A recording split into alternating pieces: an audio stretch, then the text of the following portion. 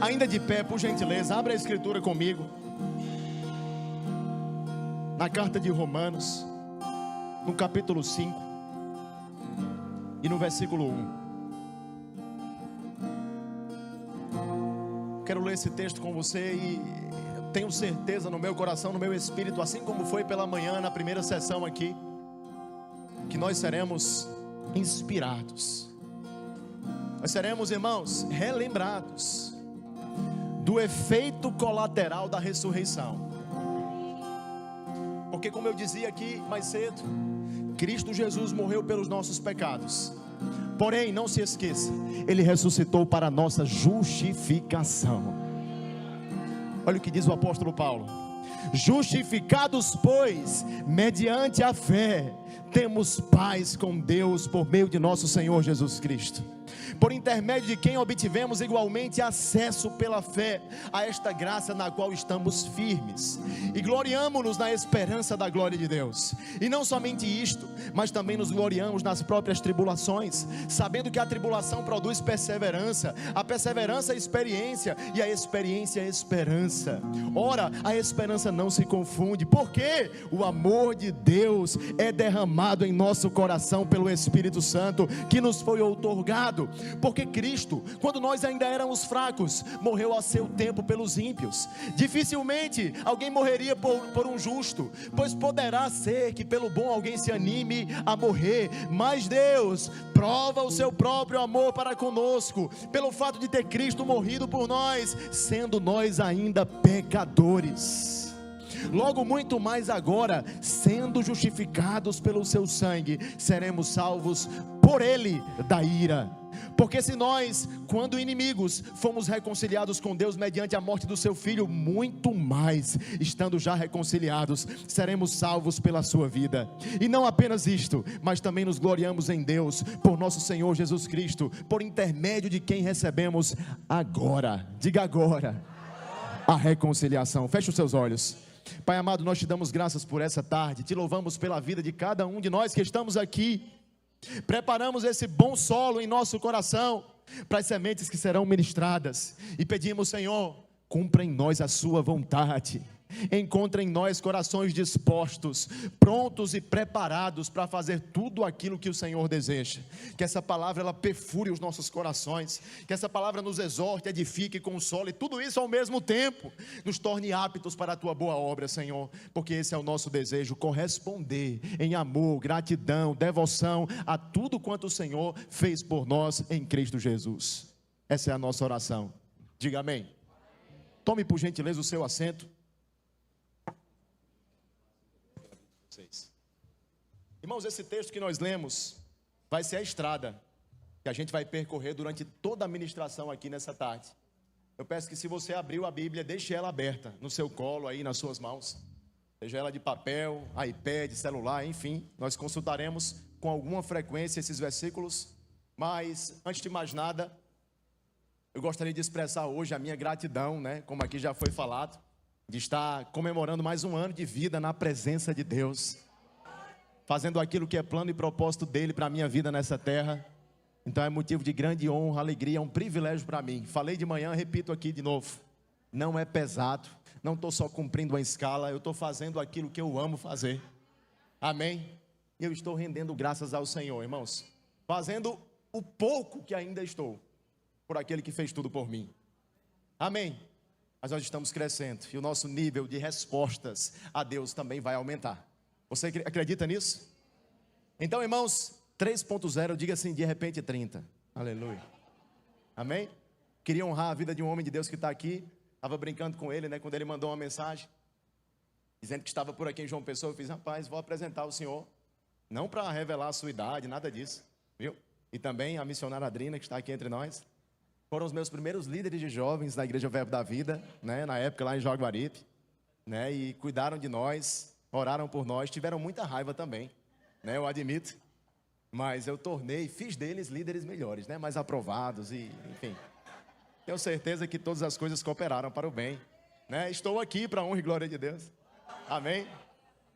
Eu sou muito grato pela vida de vocês, bem como de todas as pessoas que de alguma forma tocaram a minha vida e participaram daquilo que Deus está fazendo em mim e através de mim. Amém? Mas irmãos, nós estávamos lendo sobre esse texto que ressalta um efeito colateral da ressurreição. Eu sei que num tempo como este, onde nós celebramos a Páscoa, é muito propício falarmos sobre Cristo, o Cordeiro Pascal.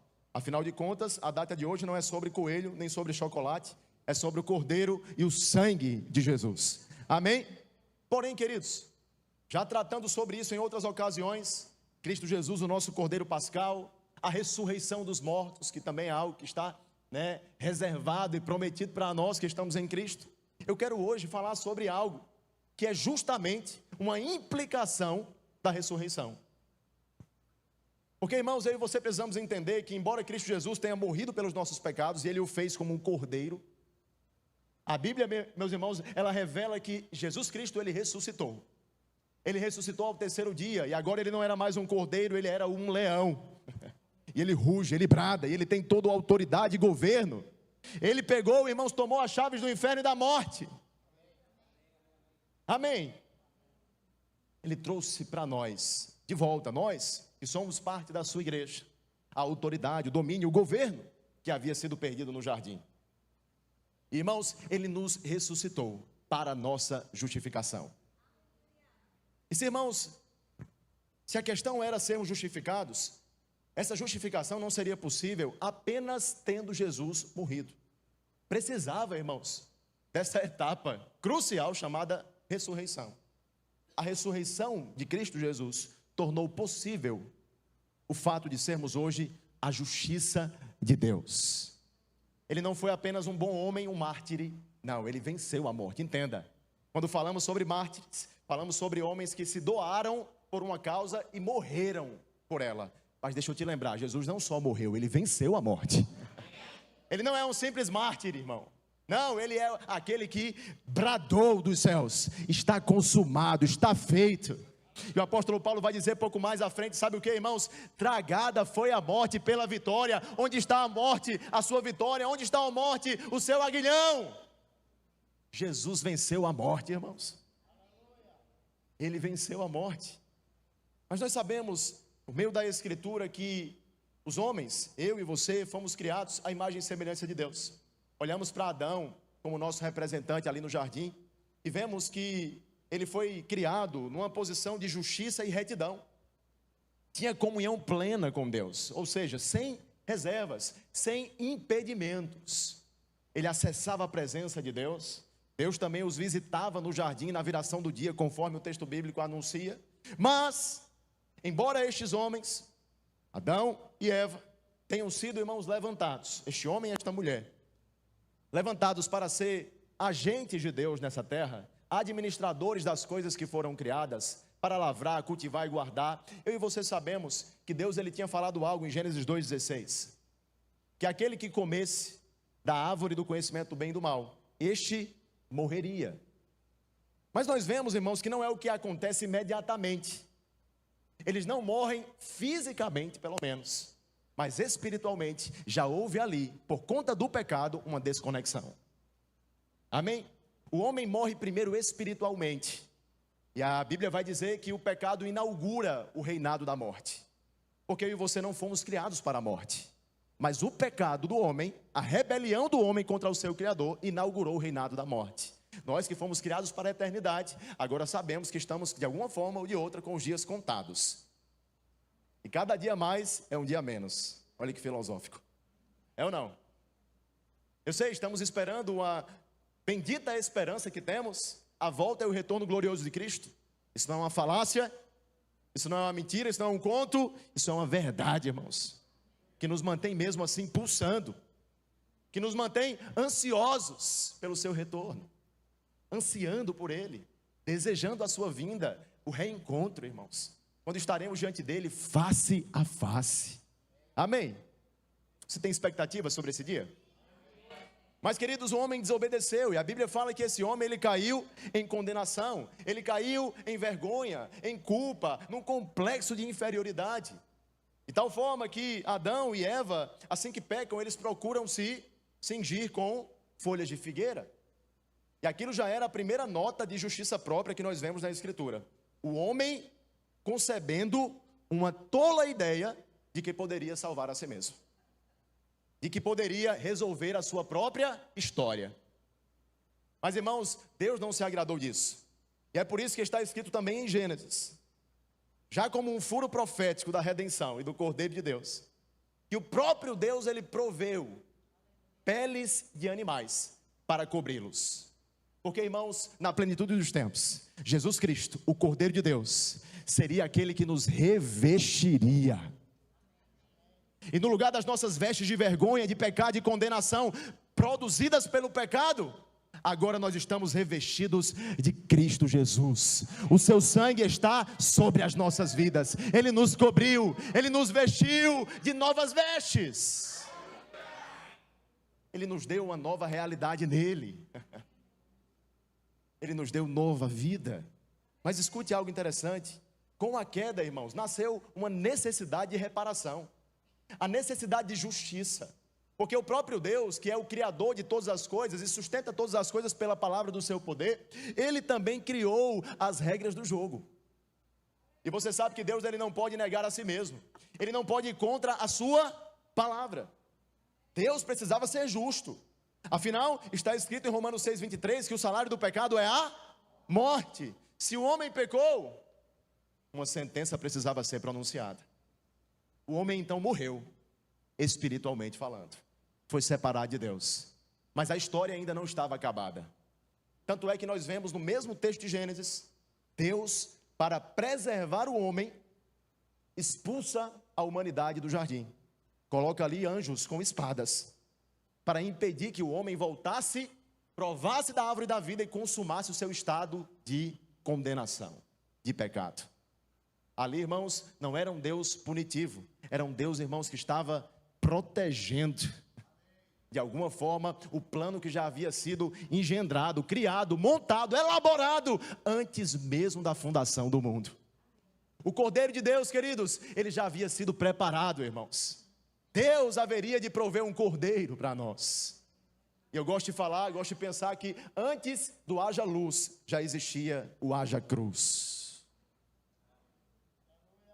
Antes mesmo, irmãos, de Deus criar a terra, Ele já havia preparado uma resposta de propiciação, de redenção, de reconciliação para a humanidade que Ele dotou de livre-arbítrio.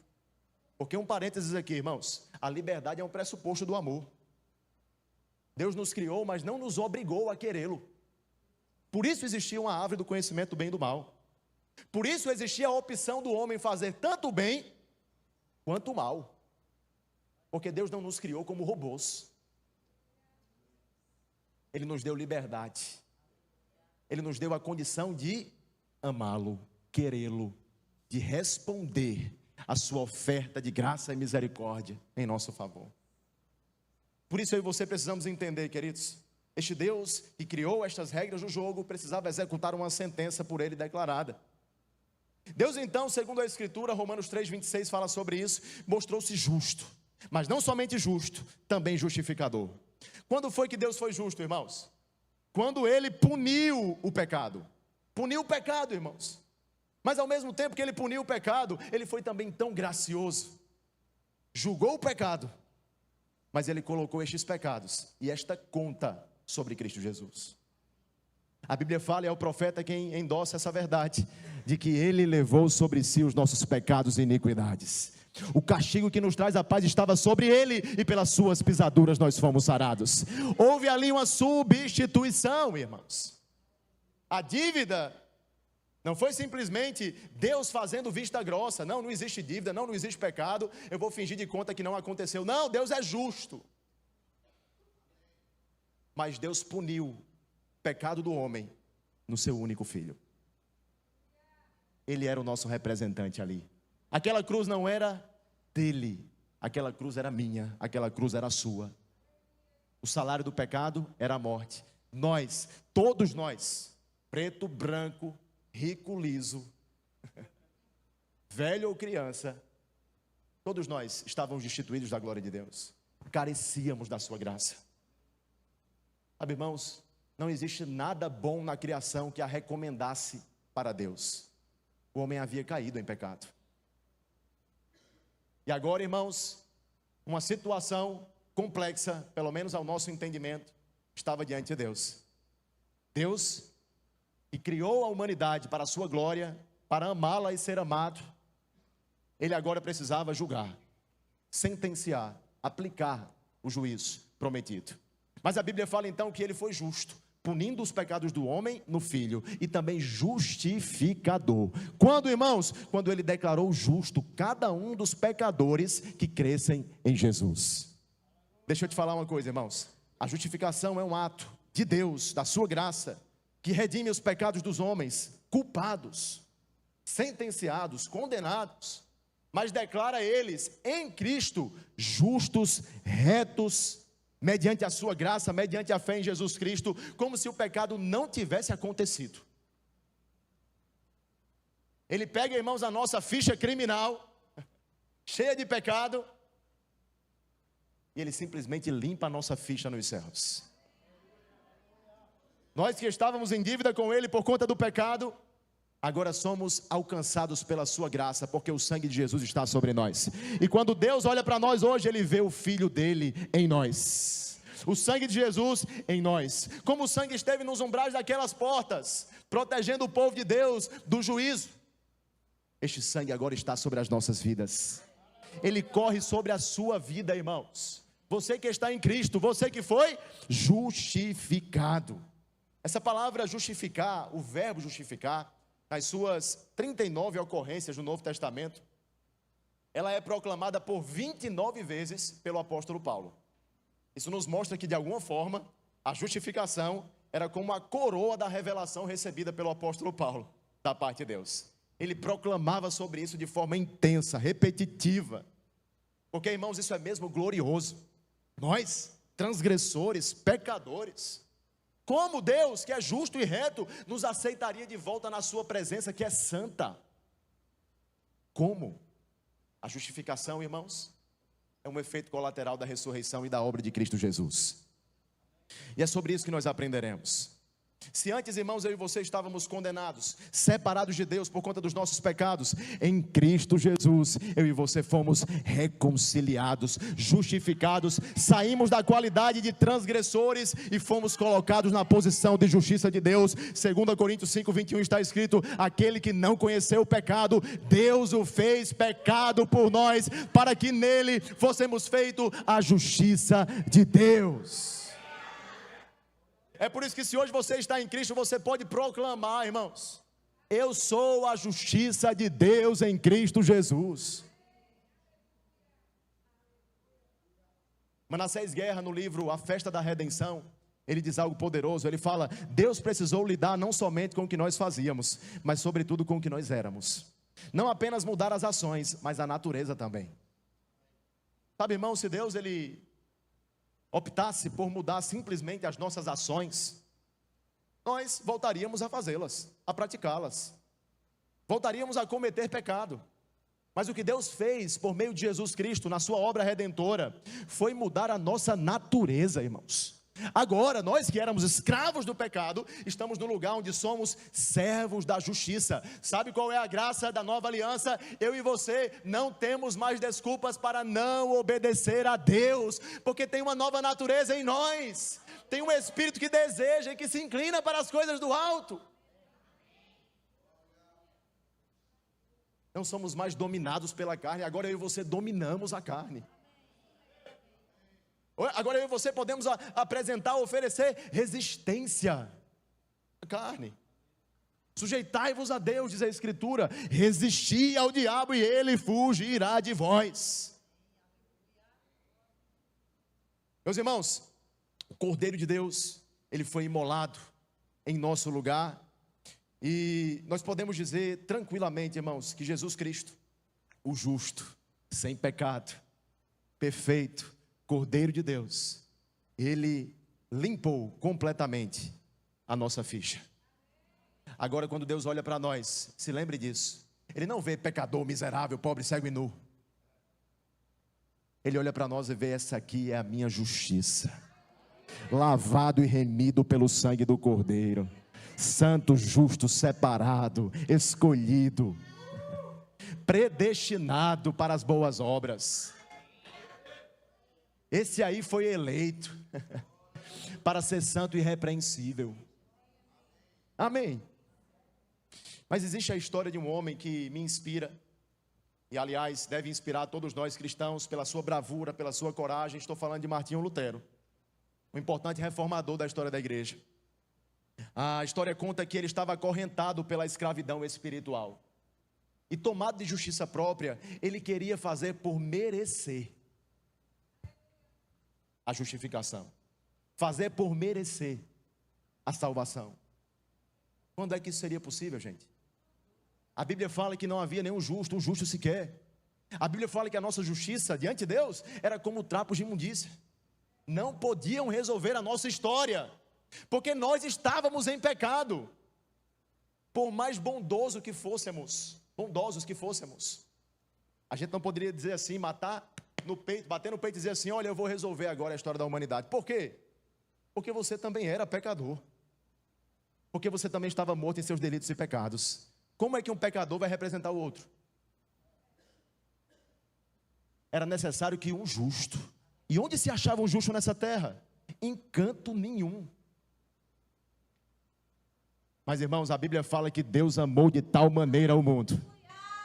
Ele amou de tal maneira o mundo, queridos, que Ele enviou o seu Filho unigênito, para que todo aquele que nele crê não perecesse, mas tivesse a vida eterna. Então será necessário que um justo, um homem viesse à terra em condição de perfeição, de justiça.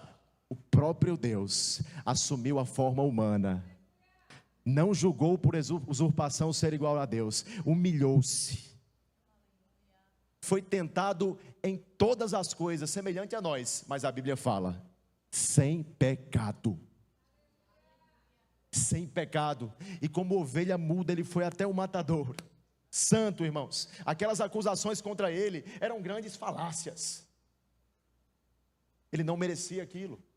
Mas antes que você pense e fique agora bravo com o Império Romano que o colocou naquela circunstância, era justamente aquela crucificação que nos garantiria ressurreição, justificação, e não foi o poder do Estado romano. Quem o levou à cruz foi ele quem a si mesmo se entregou. Se ele quisesse, diz a Escritura, ele chamava uma série de anjos, irmãos.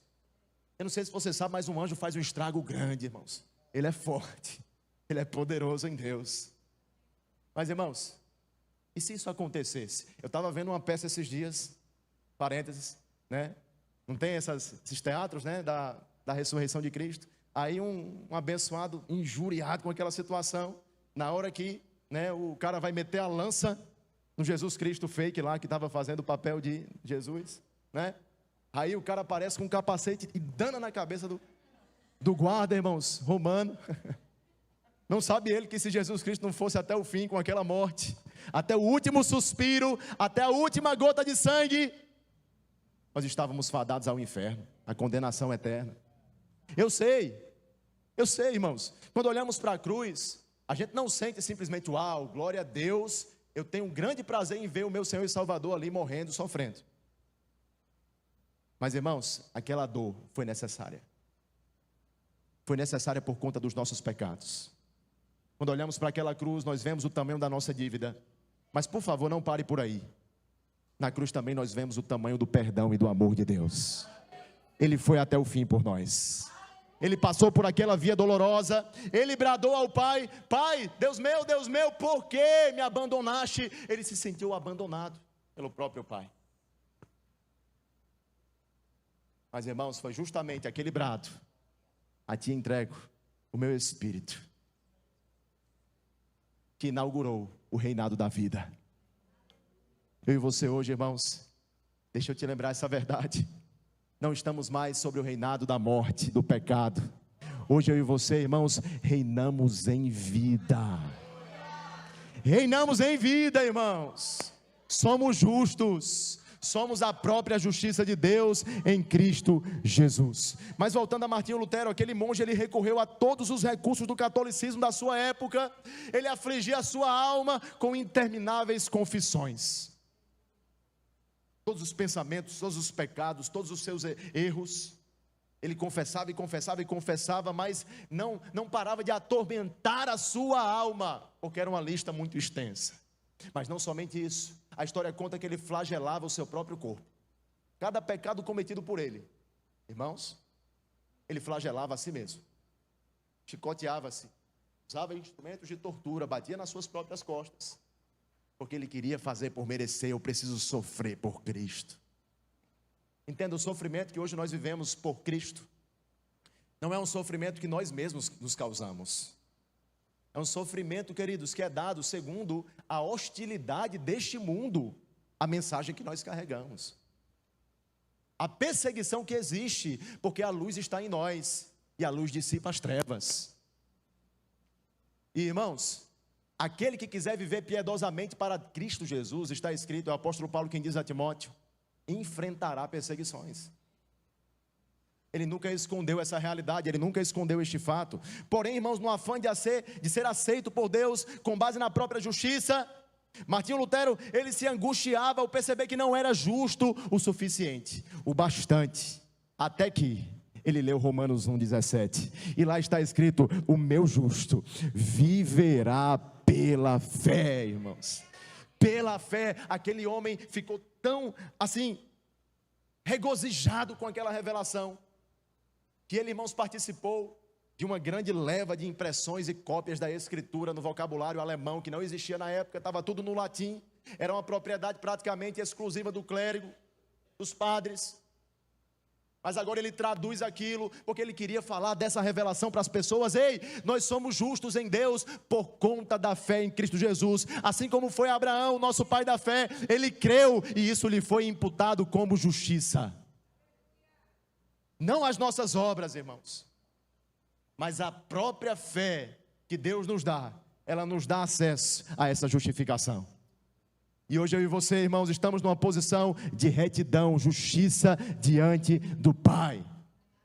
E é por isso que nesse lugar não existe mais complexo de inferioridade, culpa, condenação. Você pode se achegar a Deus de uma forma ousada e intrépida, porque quem está lhe esperando ali é o seu Pai. Não é o seu carrasco, não é um tirano. É o seu Pai, que te ama a ponto de entregar o seu próprio filho. Amém? Por isso nos achegamos a Deus com a expectativa, com a certeza de que Ele se achegará a nós. Mas irmãos, quando nós entendemos isso, a nossa relação com Deus ela é completamente transformada. A gente entende que não somos mais pecadores lutando para ser santos, agora nós somos santos que lutam contra o pecado. Você entende isso? Estamos na qualidade de justos, e como justos, daremos frutos de justiça. Porque embora as obras não tenham causado a nossa salvação e justificação, foi para as boas obras que nós fomos salvos e justificados. Porém, irmãos, esse texto nos revela alguns efeitos, alguns frutos da justificação pela fé. E eu quero que você volte ao texto, a partir do versículo 1, onde está escrito assim: justificado, pois, mediante a fé, temos paz com Deus. Irmãos, eu quero que você proclame isso, porque isso é mesmo poderoso. Diga assim: temos paz com Deus. Sabe, irmão, esse é o primeiro fruto da justificação. Escute isso. Essa paz é a paz da reconciliação, irmãos. Por meio do sacrifício de Jesus, a barreira que separava o homem de Deus foi destruída. A ruptura que havia sido causada pelo pecado, irmãos, ela agora foi destruída. O véu foi rasgado. Nós temos acesso ao Santo dos Santos. É por isso que a gente não vive cantando assim: deixa eu entrar nesse lugar. Porque esse lugar, irmão, está em nós. E agora o vivo caminho que Deus abriu para nós nos dá acesso a esse lugar. Você está aqui?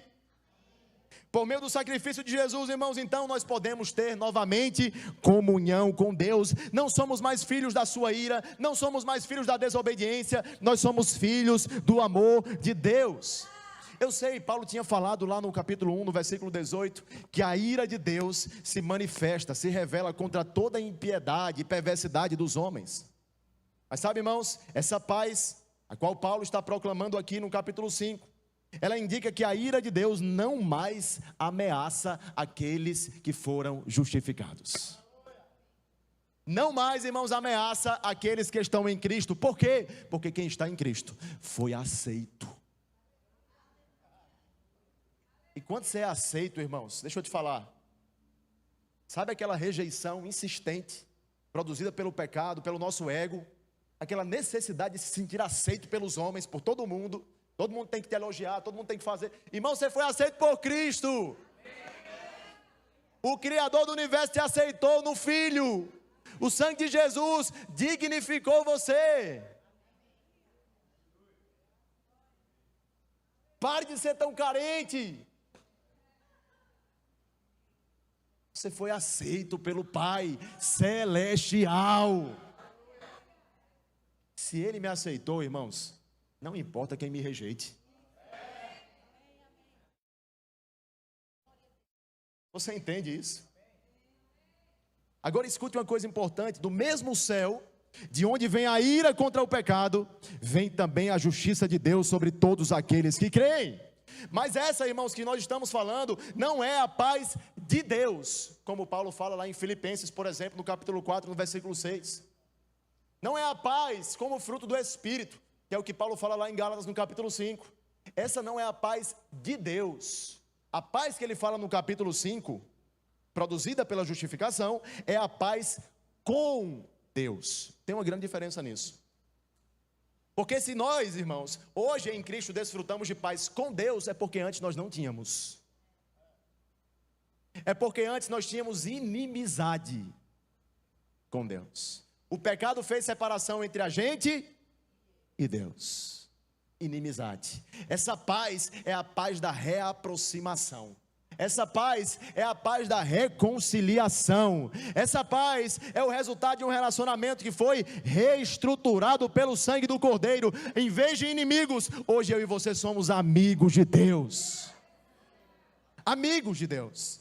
Trata-se, irmãos, de um estado de paz que flui da reconciliação. Isso não é uma questão de sentimento. Eu não me sinto em paz. Não, irmãos. Se você está em Cristo, não é uma questão de você se sentir em paz. Você tem paz com Deus. Dobre os seus joelhos e ore na certeza que Ele te escuta. Ouve as tuas orações, as tuas súplicas e responde. Você está comigo? Essa paz, irmãos, não é uma paz fruto do esforço que nós fazemos, é uma paz que flui do sacrifício de Jesus por nós. Por sua morte, fomos reconciliados. Eu e você não estamos mais no banco dos réus. Eu e você estamos assentados com Cristo nas regiões celestiais. Mas escute, irmãos. A Bíblia fala que pela fé, nós fomos justificados. Essa justificação, ela precisa ser entendida, não como um processo. Essa justificação é um fato consumado. Eu não estou sendo justificado, eu já fui justificado. A gente não pode confundir justificação com santificação.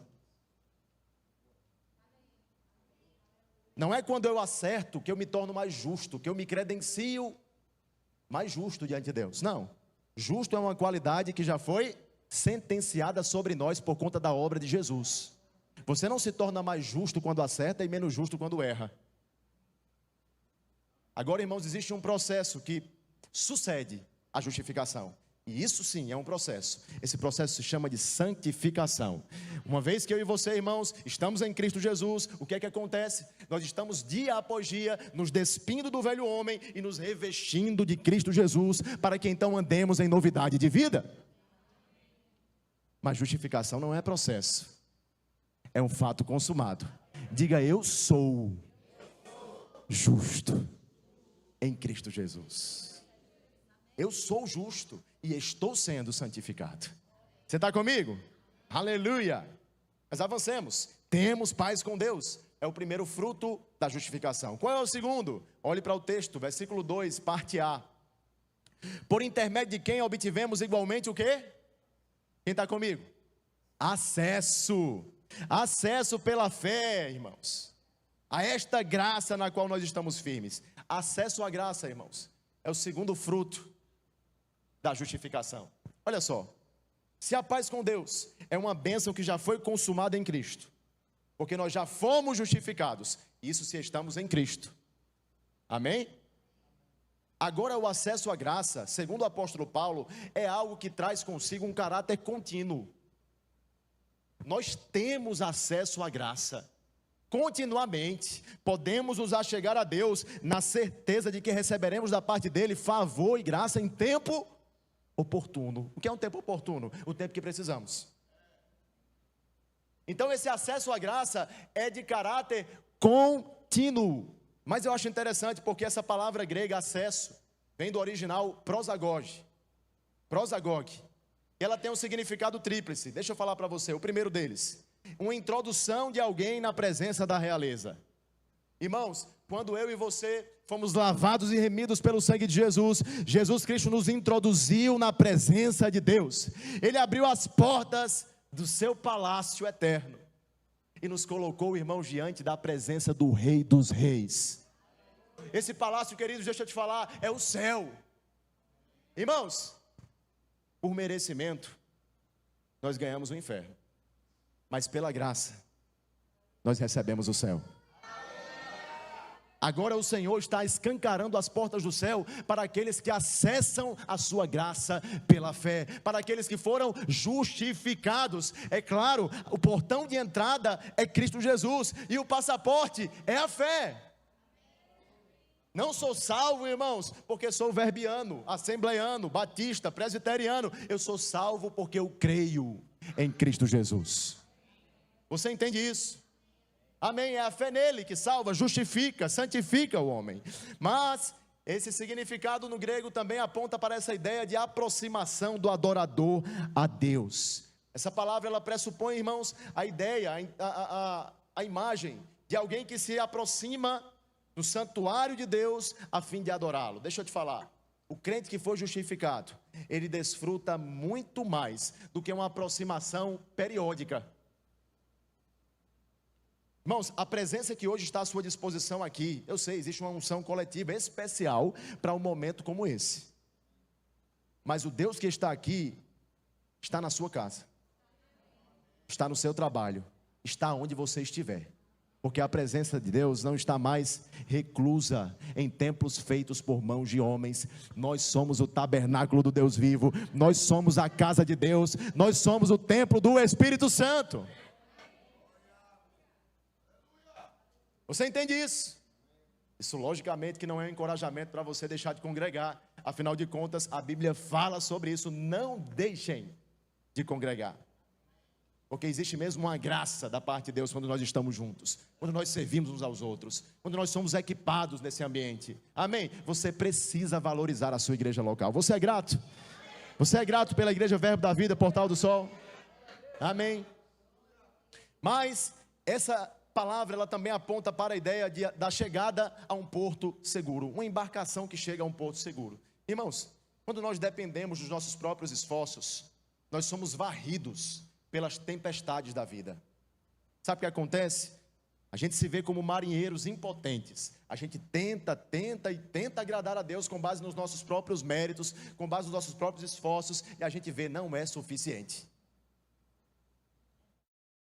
Mas uma vez que eu e você estamos em Cristo, uma vez que nós somos justificados, uma vez que não somos mais e não estamos na condição de transgressores, mas sim na condição de justiça de Deus, o que é que acontece? Cristo Jesus ancora a embarcação da nossa vida e nos mantém seguros em meio às inconstâncias do legalismo, de quem vive para pagar o preço, de quem vive para fazer por merecer. Entenda, irmãos, eu não estou falando sobre eu e você deixarmos de dar respostas a Deus, deixarmos, de dar a Ele, irmãos, a oferta, o culto racional como sacrifícios vivos. Não, irmãos, isso é mesmo um dever de todos nós cristãos. Mas, queridos, nós não fazemos isso na expectativa de sermos aceitos. Nós fazemos isso justamente porque sabemos que já fomos aceitos no Filho. Então isso flui como uma resposta de gratidão. Obrigado, Pai. Eu hoje adoro a Ti, sirvo a Ti, eu hoje tenho comunhão contigo, mas não faço isso com a expectativa de merecer algo, eu faço isso porque eu já fui aceito no Seu Filho. Você está aqui? Mas avancemos, parte B do versículo 2. Gloriamo-nos na esperança da glória de Deus. Qual é o terceiro fruto? A expectativa da glória. Veja, diferente daquilo que nós falamos anteriormente, primeiro temos paz com Deus, isso é um fato consumado, aponta para um passado, já aconteceu. Depois o acesso à graça, isso é algo de caráter contínuo. Agora estamos falando sobre algo que está no tempo futuro, a expectativa da glória, que há de ser manifesta, revelada. Isso se associa a um tempo futuro, por vir. Irmãos, deixa eu comunicar algo para você importante. Quem foi justificado não teme o futuro. Quem foi justificado, irmãos, não teme o futuro, porque sabe que o seu futuro está nas mãos de Deus, a sua vida, o que você há de ser, qualquer coisa, irmãos, que você pense de si mesmo, ei, Deus está no seu futuro, deixa eu te falar, Ele está guardando, Ele está cuidando de tudo, Ele está protegendo você, Ele está te preparando para um novo nível nele. Não se assuste, não se inquiete, não ande ansioso, Ele está lá, Ele é o teu Pai. Você só pode ver, eu só posso ver até a esquina ali, irmãos, mas Ele está depois. Confia nele, descansa. Amém? A morte, irmãos, também não apavora mais o crente que foi justificado. Já viu gente, vou falando isso, você fala em morte, ela diz assim, ó, bate na madeira 3 vezes, misericórdia, Ave Maria, indo e voltando. Não fale de morte não, pastor, pelo amor de Deus, eu sou tão novo, eu tenho que casar, eu tenho que ter filhos, pastor, eu tenho muitas coisas para resolver nessa vida. Mas irmãos, ei, deixa eu te falar, quem foi justificado não teme a morte, porque entende que a vida não se resume ao tempo presente. Paulo fala que se nós não acreditamos na ressurreição, irmãos, se não existe ressurreição, é vã a nossa religião, é vã a nossa esperança, é vã a nossa fé, e nós somos os homens mais infelizes do mundo. Se a gente pensa que a vida se resume a isso, a ser mais rico, a ter um carro, a ter uma casa, ei, tudo isso é legítimo, é bom, mas não se resume a isso. A nossa vida está em Cristo Jesus. Nós somos peregrinos, forasteiros. Nós estamos voltando para o Pai de onde nós viemos. A nossa pátria está no céu, de onde nós aguardamos o nosso Senhor e Salvador Jesus Cristo. Amém? Então, irmãos, naquele grande dia, nós estamos tranquilos e confiantes de que veremos a face de Deus, mas não a face irada de Deus, mas a face de um pai que diz assim, filho, entra no gozo do teu Senhor. Agora pensa comigo, irmãos, o desespero que é para alguém que não tem essa segurança. Para alguém que pode estar aqui nessa noite e dizer assim, eu nem sei se eu fui salvo. Para a gente que vai dormir condenado e acorda salvo, e depois vai dormir de novo, salvo, mas acorda condenado. Parece que a salvação é como se fosse um ticket que ele perde. E de repente, eita rapaz, hoje eu estou condenado.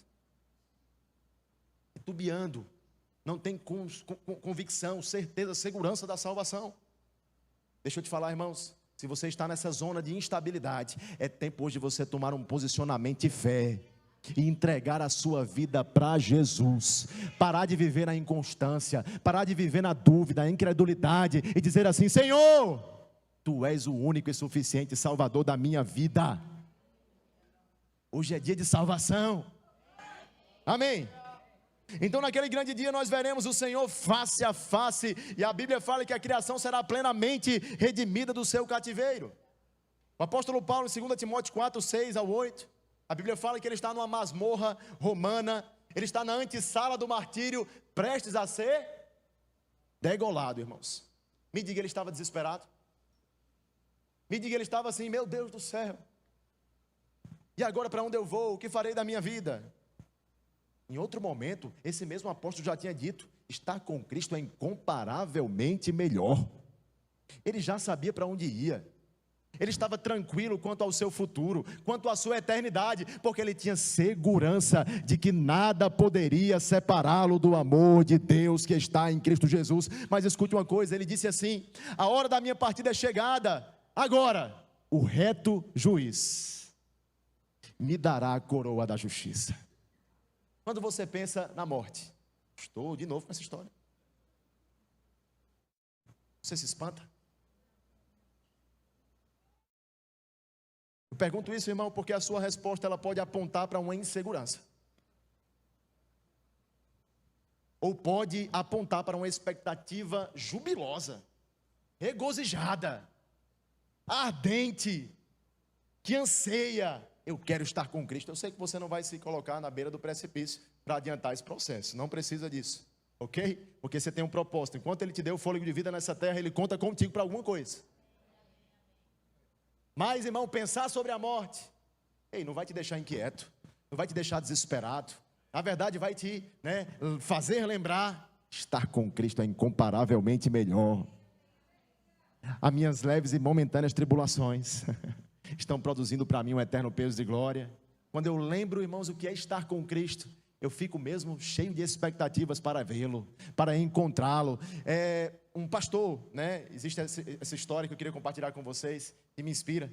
Ele foi visitar um membro da sua igreja no leito de morte, e aí ele olhou para aquele homem, estava nos seus últimos instantes da vida. Ele disse assim: o irmão já está pronto para partir, o irmão já está pronto para morrer.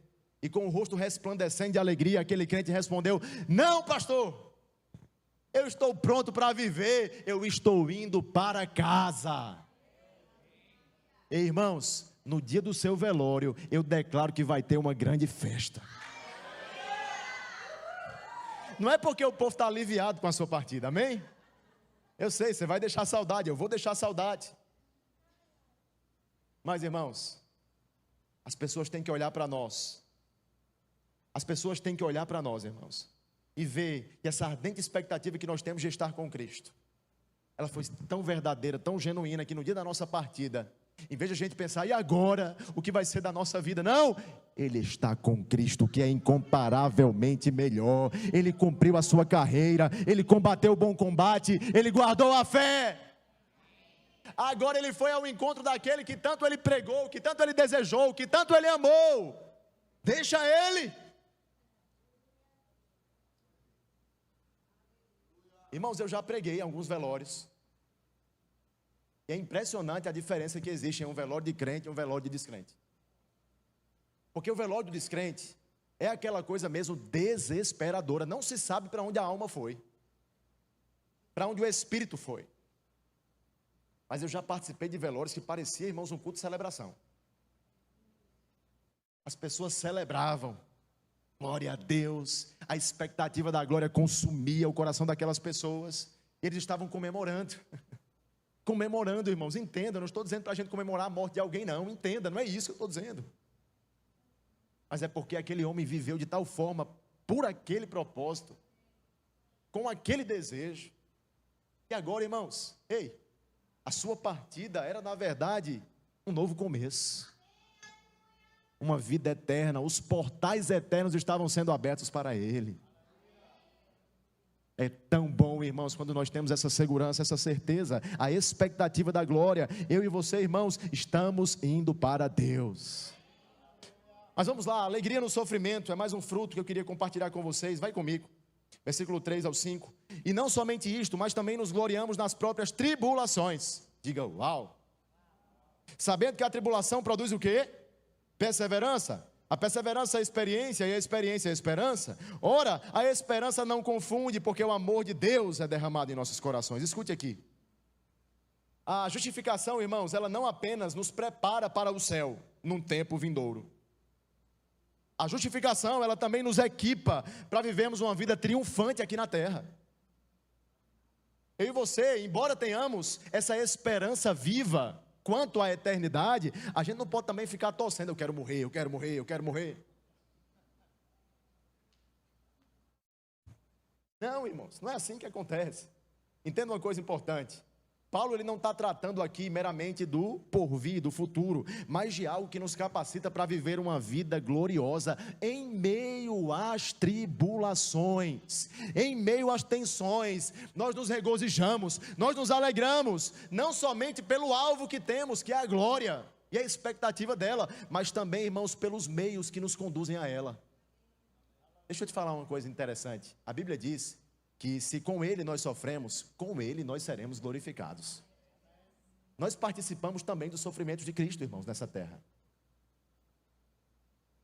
Quando eu falo de sofrimento, eu volto a dizer para você, eu não estou falando de miséria, eu não estou falando de pobreza, eu não estou falando de doença, nada disso. Eu estou falando de perseguição, hostilidade.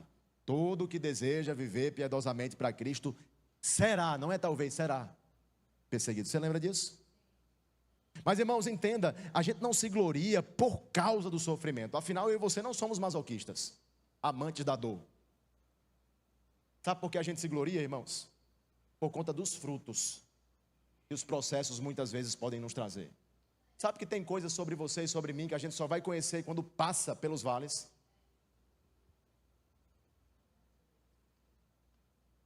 Não estou encorajando ninguém a sofrer, mas ainda lá, todas as coisas cooperam para o bem daqueles que amam a Deus. Ainda no vale, irmãos, a presença de Deus é contigo. Ele não te abandona, Ele não te deixa.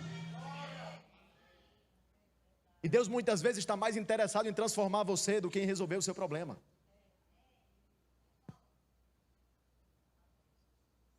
E os processos da vida, tantas e tantas vezes, as tribulações, servem para esculpir em nós o caráter de Cristo, para nos tornar aprovados. Só é aprovado quem passa pela prova.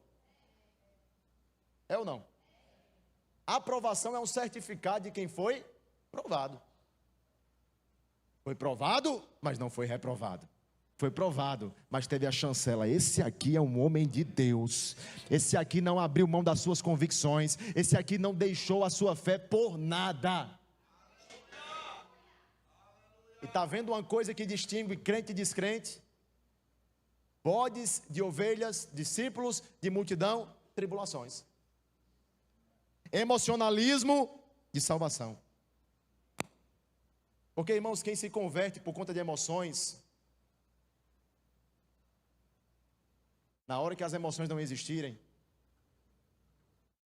está numa fria. Mas sabe, irmãos, não foi com base nas emoções que eu e você fomos salvos. Foi com base numa certeza que brotou do nosso espírito. Nós somos filhos de Deus. Irmãos, no dia bom, no dia mau, tem que ter essa convicção no seu coração. Eu sou filho, ninguém tira de mim essa convicção. Você concorda comigo, irmãos, que 1 mais 1 é 2, quando o dia é bom e quando o dia é ruim? É ou não? Quando está bom, quando está difícil, 1 mais 1 é 2, irmãos. Fala para você, você é filho. Você é filho independentemente das circunstâncias. Independente do dia ser de chuva ou de sol.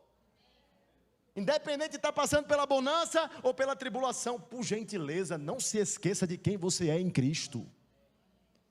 Porque é essa consciência que vai tirar você de lá.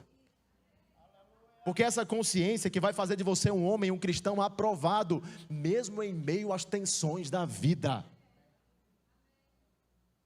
Gloriar-se, irmãos, nas tribulações é um fruto da fé. Deus capacita os seus filhos a se regozijar. Irmão, já pensou você dançar e se alegrar no meio da tribulação? Isso é loucura para os que perecem. Mas isso é coisa de crente. A gente se alegra, porque a vida cristã, irmãos, ela é um enfrentamento mesmo de grandes pressões, de grandes tribulações. A gente tem inimigo, o diabo, nosso adversário das nossas almas. A gente tem o mundo, a gente tem a carne. Mas Jesus Cristo também disse, ei, embora nesse mundo tenhamos aflições, tenha bom ânimo, se alegre, regozije-se nele. Ele está contigo, mesmo nos mais profundos vales. E por favor, isso fez muito sentido para mim, um dia na minha vida. Eu espero que isso também faça para você. Quando Deus ele não muda as circunstâncias, irmãos, Ele usa as circunstâncias para nos mudar. Já viu situações onde a gente orou, pediu a Deus, Senhor, por que eu estou passando por isso? Às vezes é só porque você não se apropriou do que Cristo já conquistou para você. Mas há, irmãos, também processos na vida que Deus deseja construir em nós um caráter. Não foi Ele quem ocasionou aquilo, mas Ele aproveita daquilo, porque Ele é um Deus que transforma maldição em bênção. Por favor, escute uma coisa. Escute uma coisa. Não estou falando em nenhum momento que Deus aqui usa as mesmas ferramentas que o diabo. Eu estou falando que Deus faz com que tudo concorra para o bem daqueles que amam a Deus e foram chamados segundo o seu propósito. Qual é o propósito de Deus para nós? Nos tornarmos semelhantes ao seu Filho. E a Bíblia fala que Jesus Cristo aprendeu por meio das coisas que Ele sofreu. Jesus sofreu, mas tem crente que diz assim: não, esse sofrimento não é para mim não, misericórdia. Nunca passarei por isso na vida, isso é mentira do cão. A gente vai passar, irmãos. A gente não está vendendo ilusão para você. Deus, Ele não nos chamou para viver numa bolha evangélica. Não, a gente está no mundo. No mundo tem disso. Mas mesmo em meio ao mundo, nós nos gloriamos em Deus. Nós nos alegramos nele. Essa palavra tribulação, ela vem do latim tribulum, que remete à figura de um pedaço de madeira com cravos de metal, que era usado para debulhar cereais. E quando aquele pedaço de madeira era arrastado sobre os cereais, esse tribulum separava o grão da palha. Irmãos, quando a gente está passando às vezes por certos processos, Deus, Ele está tirando a palha, as impurezas, aquilo que não presta. Quem se lembra do que aconteceu com aqueles homens na fornalha? Quem se lembra? Quem se lembra? Irmãos, nada das suas roupas, seus cabelos, estava tudo intacto. Mas a Bíblia fala que as cordas que prendiam as suas mãos, estas foram quebradas. O que os prendia no meio do fogo, porque o fogo não é só juízo, o fogo também é purificação. Em altas temperaturas, um diamante está nascendo. O oleiro está modelando você. O oleiro está modelando a mim, fazendo de nós uma versão semelhante a Cristo Jesus, que é o propósito da nossa existência. E ele fala: perseverança, paciência e esperança são virtudes, irmãos, conhecidas não à parte das tribulações, mas no meio delas. Nas tribulações que a gente é perseverante, nas tribulações que a gente lembra da nossa esperança, nas tribulações, irmãos, a gente desenvolve a paciência, que é o fruto do Espírito. Essa paciência não é passiva, essa paciência é triunfante. Amém? Mas vamos avançar. Derramamento do amor de Deus é um fruto da justificação. Ora, a esperança não confunde, porque o amor de Deus é o quê? Derramado em nosso coração pelo Espírito que nos foi outorgado. Cristo Jesus morreu por nós quando ainda éramos fracos. Morreu a seu tempo pelos ímpios. Dificilmente alguém morreria por um justo, pois poderá ser que pelo bom alguém se anime a morrer. Mas Deus provou. Fale comigo, Deus provou. Ele não deixou na zona da subjetividade, irmãos, é objetivo. Ele provou o amor dele na cruz. Ele não precisou escrever um best-seller, um romance, uma poesia. Ele provou que te ama. Olhe para a cruz e veja, você é profundamente amado por Deus. Ele amou tanto a você e a mim, que enviou o seu Filho, e ao Pai agradou moê-lo, porque Ele não queria nos perder por toda uma eternidade. Você é amado por Deus, mas tem muitos de nós aqui que estamos sendo acusados pelo diabo. Eu estou aqui só para te lembrar essa verdade simples e objetiva: você é amado por Deus. A cruz está anunciando esta verdade, a cruz está reverberando esta verdade. Você é amado, nada te separa do amor de Deus que está em Cristo Jesus, nem as coisas do presente, nem a do porvir. Você está comigo? Mas a causa do amor de Deus, segundo o que nós vemos nesse texto aqui, não está no objeto amado. A causa do amor de Deus está nele mesmo. Afinal, éramos ímpios, inimigos. Deus não nos amou porque éramos amáveis. Deus nos amou porque Ele é o próprio amor. É quem Ele é, irmãos. E em vez de condenação, Ele nos deu salvação. Escute, na cruz, Deus faz justiça não matando, mas morrendo.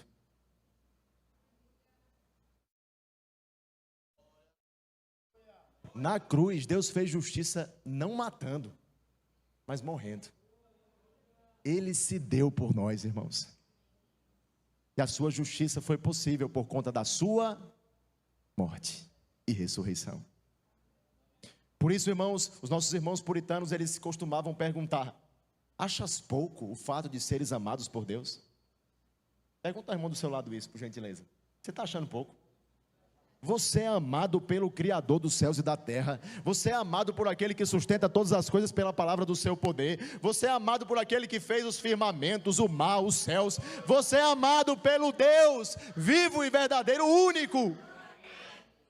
Você é amado por Ele. Achas pouco o fato de seres amados por Deus? Mas, irmãos, versículo 9 e 10, já estamos encaminhando para o fim. Já devíamos ter concluído a propósito. Mas está escrito assim: logo muito mais agora, sendo justificados pelo seu sangue, seremos salvos da sua ira. Irmãos, se nós formos justificados pelo sangue de Jesus, nós não seremos objetos da ira de Deus.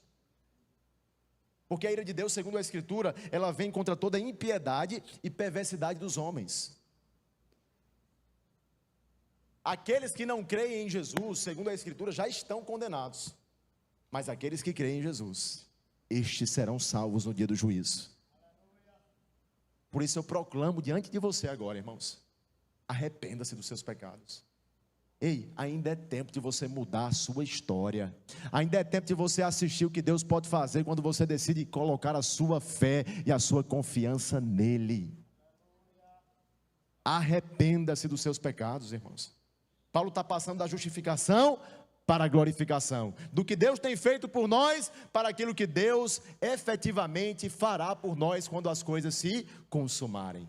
Mas por fim, diga por fim, o que é que isso produz em nós? Versículo 11, louvor. E é isso que nós faremos agora.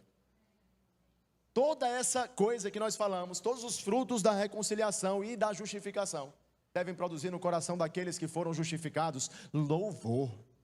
Agora Paulo está dizendo que a gente não se gloria na nossa esperança, a gente não se gloria nas tribulações, a gente se gloria em Deus.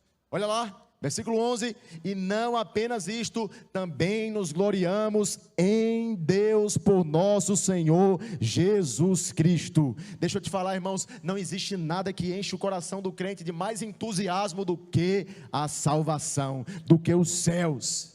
A expectativa, irmãos, da glória de Deus deve encher o nosso coração de anseio, deve mover os nossos lábios em louvor e adoração.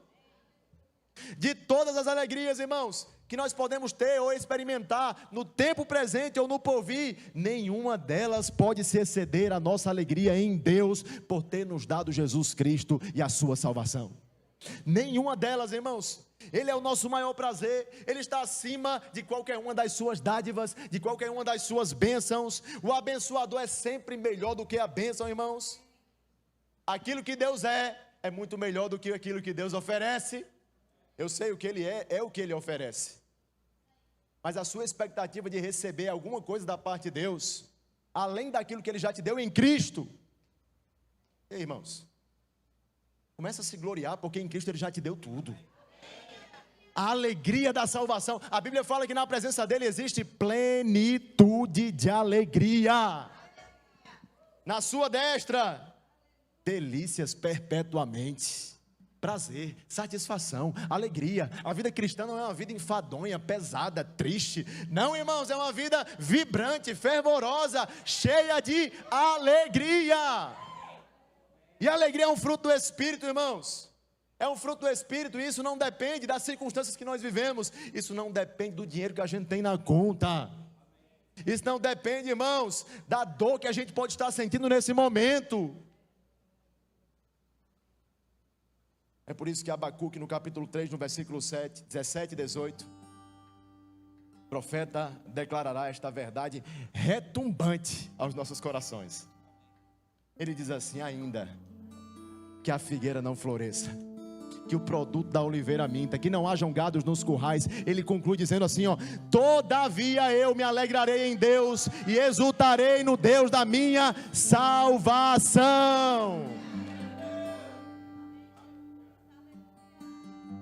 Ei, irmão, deixa eu te falar, o motivo que você acha que tem para se preocupar não é maior do que o motivo que você tem para se gloriar em Deus agora mesmo, por conta da salvação. o motivo que você acha que tem para se aperrear por conta de alguma adversidade, de alguma dor, de algum problema. Eu não estou querendo diminuir, eu não estou querendo ser indiferente, mas isso não é maior do que o motivo que você tem de lembrar: eu fui salvo, eu fui salvo, eu estarei com Cristo, eu verei face a face como Ele é. E está escrito: as coisas que são ainda corruptíveis se revestirão de incorruptibilidade, as coisas que são ainda imperfeitas se revestirão de perfeição. Nós receberemos um corpo semelhante ao de Jesus. Naquele dia não haverá tristeza, não haverá choro. Ele, na verdade, enxugará do nosso rosto cada uma das nossas lágrimas. Nós vamos celebrar. A gente não vai acabar, irmãos, um culto como esse com um clima de enterro, não. Levante agora em nome de Jesus. Você vai dar respostas. Ei, para de lembrar agora do problema, do que tem para resolver depois. Ei, do que está passível ainda de resolução. Até porque, irmãos, tem coisas que você vai resolver dançando, adorando, louvando. Irmãos, o poder que existe em nós é muito maior do que aquele que está no mundo. Por isso agora dê respostas. Respostas de louvor. Glorie-se em Deus, autor e consumador da sua fé. E nós vamos agora, jubilando de alegria, render graças ao Senhor pela salvação, pela reconciliação, pela justificação. Vamos celebrar.